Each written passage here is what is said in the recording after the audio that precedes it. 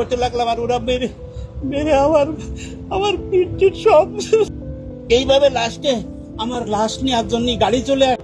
তখন আমি জোরে জোরে দোয়া ইউনুস পড়তে লাগলাম ভাই, জোরে জোরে দোয়া ইউনুস পড়তে লাগলাম আর ওরা মেরে মেরে আমার পিঠ সব টস করে ফেলেছে আমার শরীরটাই মেরে মানে দোয়া বন্ধ কর। আমি বলেছে না, আমি দোয়া বন্ধ করবো না।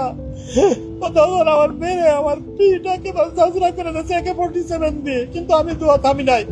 ওরা কিছুক্ষণ পর আমার নাও নিচে বসাইছে, আবার উপরে উঠাই আবার মারেছে। মারার পরে আমি কিন্তু দোয়া ছাড়ি নাই। আমি চিন্তা করছি একটা কিছু না কিছু একটা ঘুরতে যাচ্ছে, তা আমি দোয়া ছাড়বো না। তারপরে এইভাবে লাস্টে আমার লাশ নেওয়ার জন্য গাড়ি চলে আসছে। 3-4 ঘন্টা হয়ে গেছে এইভাবে চলতেছে আমাদের। কিন্তু গাধার উপরে চড়ায় গাধারে মারেছে, গাধারও শেষ পর্যন্ত AK-47 দিয়ে বাড়াইছে। আমার ছবি আছে, আপনারা দেখেন, ওই সময় আমার পিঠ ঝাঁঝরা করে ফেলেছে মেরে।